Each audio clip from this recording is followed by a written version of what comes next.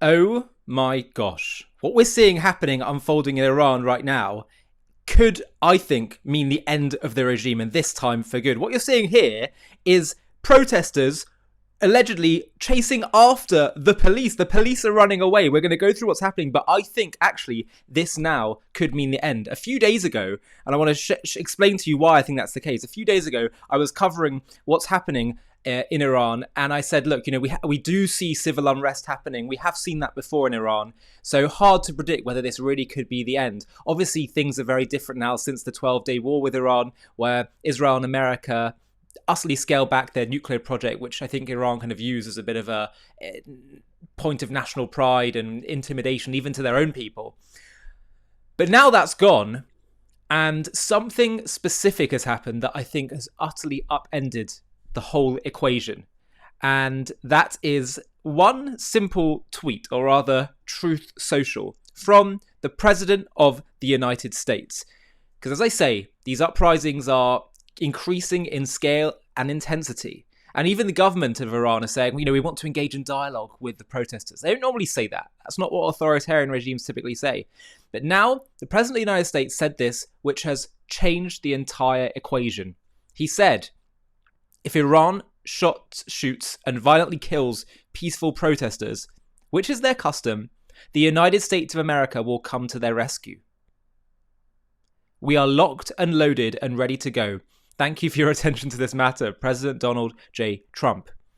And as Amit Sehgal said, Obama's reaction to the protest was, the world is watching. Meanwhile, Trump. Well, indeed. But think about how this now changes the whole equation. Beforehand, the Iranian police, paramilitary, would simply squash the protests. Now, as violence is erupting and there's shooting already occurring, Trump is saying any more of that and America, the American military, is going to get involved. What does the Iranian regime do now? And this is telling the people of Iran, even though they have limited access to internet, whatever, but it's going to get to them, that they should keep going. Which is why I would say that actually the chances of the whole regime collapsing, Baruch Hashem, thank God, have suddenly dramatically increased. My wife said to me just before, because I said to her, I think this really could be the end of Iran now, the Iranian regime, the authoritarian Islamist regime. She said, why? Why do you think now? I said, 50 years of hell.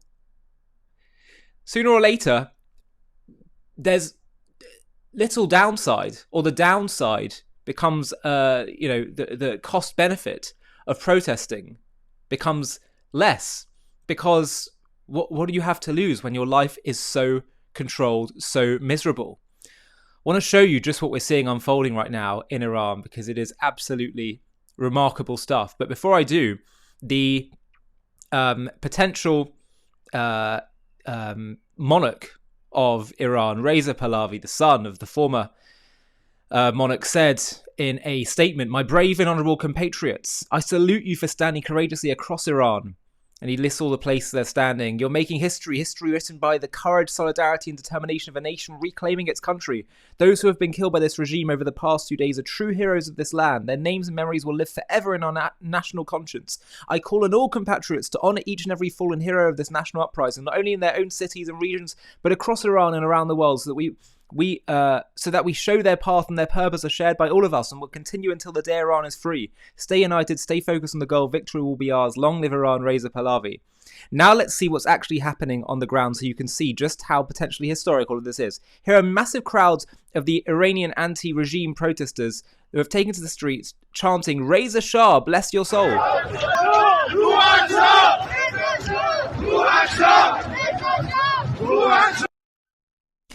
Now here we see, we're reading several unconfirmed reports. They've managed to kill and capture several IRGC terrorists.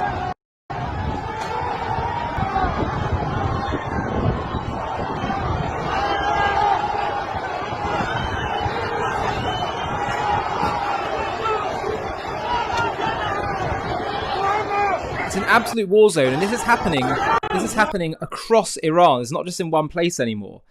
we're already getting reports out that the regime has been shooting at people with bullets, and there have been several people listed here already killed by the evil Iranian regime. Absolutely appalling stuff. Here's a 28-year-old Iranian anti-regime protester, Shayan Azadolahi, shot dead by the regime's security forces in the city of Asna tonight. 2 other protesters also shot dead in this city by regime thugs. The crowd is now burning down the regime's police station. Now look at this. This is the Iranians tearing down the flag of the Islamic Republic.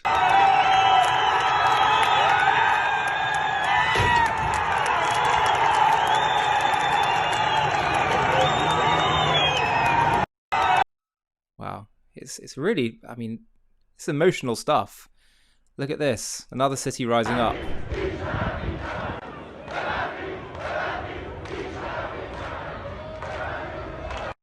I also read and saw that they were saying, no to Gaza, no to Lebanon. We want, Iran. We want Iran back. Let's have a look at the next one here. We have footage of the statue of Abraham Raisi, the dead terrorist, president of the Iran's Islamic regime, fallen from its pedestal just days after being installed in northwest Iran. Look at that. They've took it down. I don't know if this is the video of them actually taking it down. I think this may have been a video of its installation. But then here you can see the statue being pushed over. Omid Jalili, who I believe is from Iran, actually, if I'm not mistaken. Let me just double check that. Yeah, he's of Iranian descent. He wrote, protests have continued well into the night inside Iran, as seen in here. Smashing down gates of government buildings, the siege and burning of Basij headquarters, crowds chanting "Long live the Shah" right in front of IRGC forces who do nothing. Seems the message is getting through that if the economy has collapsed and even salaries as security forces mean nothing, then for who and what are they oppressing the Iranian people for? Indeed. Here we're getting from open source intel. These are the cities protesting the Islamic regime right now, and the numbers are still rising. That's over 27 different provinces. And as Senator Ted Cruz wrote, losing wars has consequences. Israel's 12-day campaign against the Iranian regime and President Trump's historic decision to destroy its nuclear program have exposed the regime's weakness to the Iranian people in the world. The Iranian people are rising up and the Ayatollah's days are numbered. See, this is the thing about destroying evil. People often frame it as, when Trump goes to war with Iran, when Israel goes to war, it's an escalation. Actually, not defeating these evil regimes is actually an escalation. It is wrong to be cruel to be kind to the cruel, as the Talmud says, else you will end up being cruel to the kind. It is a very twisted logic that says when someone rises to kill you, don't rise up and kill them first, as the Talmud tells us we must do. And it actually turns out that as scary and as big and evil as these authoritarian regimes seem to be, it actually turns out that once you burst the bubble, once you actually fight back, you reveal deep weakness that exists there. It's a bit like the Wizard of Oz. Looks all scary, but then you go behind and it's just a small man, pulling all these different levers. As I showed you earlier, we're seeing footage here of the Iranian police force and paramilitary running away from protesters. If this is true, this is historic stuff.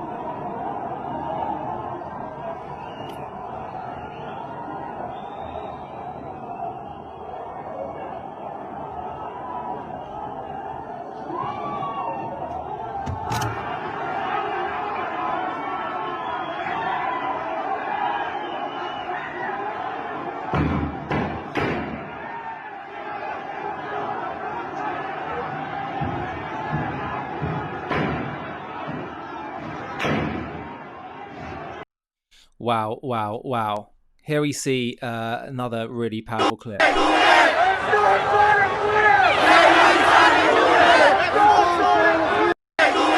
Mayatusi TV showed footage of Iranians using Molotov cocktails on regime forces after being attacked. I'm not going to show that footage because it's a little bit graphic. And then we have wild footage of the Iran's Islamic Revolutionary Guard Corps forces retreating as revolutionaries advance. قرار نیرو انتظامی رو بسیج.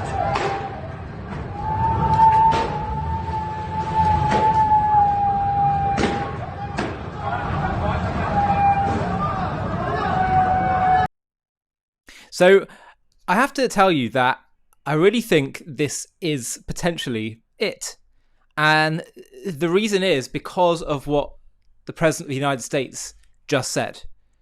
The fact that he's saying if Iran reacts to this ever-increasing, ever-spiraling civil unrest, then we are going to get involved. America's going to get involved. That is unprecedented stuff when it comes to the Islamic Republic of Iran. And I think the chances, please God, this evil regime collapsing has just increased dramatically. So we need to keep our eyes very closely on this, because what you're witnessing is just utterly remarkable. And more than that, it could be a complete game changer for the entire world. Iran is one of the biggest state sponsors of terrorism.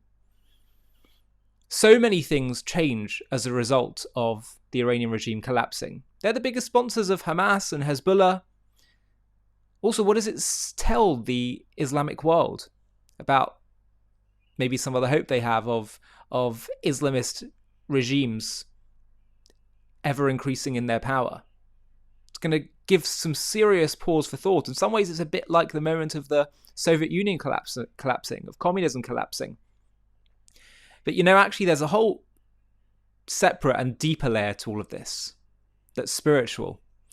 And I couldn't help but think this morning when I saw this quote of President Trump of a Jewish biblical prophecy. It goes back millennia about Edom, Rome, which really means the West, defeating Persia just before the Messianic era commences. And I want to go into that with you in some more detail in the next video. I'm going to be posting that very shortly, because this goes and takes everything to a much deeper, a much more dramatic level than you could ever possibly imagine. And it's very exciting stuff. So that's going to come up in the next video.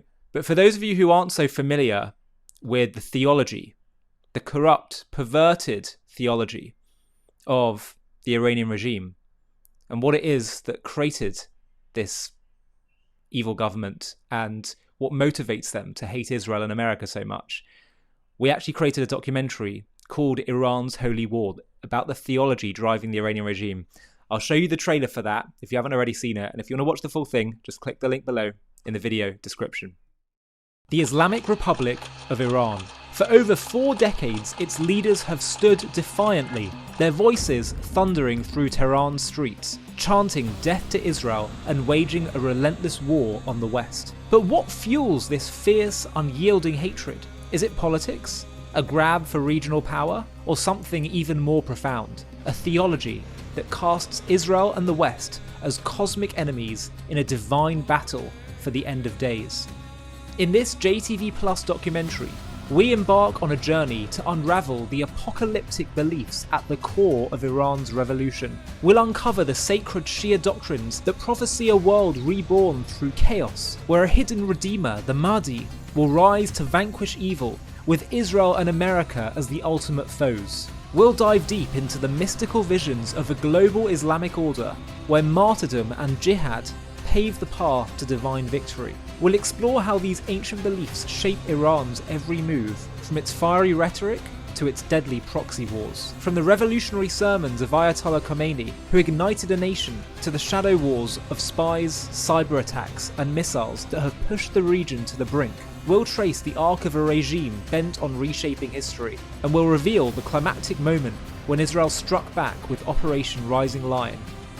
A daring, high-stakes operation that shook the world and redefined the conflict. This is not just a story of a nation, but of a creed that seeks to rewrite the future, a conflict that threatens to engulf us all. Join us as we expose the hidden truths behind what Iran sees as its sacred mission, its unrelenting rage, and the battle for our world's destiny. To watch this JTV Plus documentary and access much more premium content, click on the link in the video description.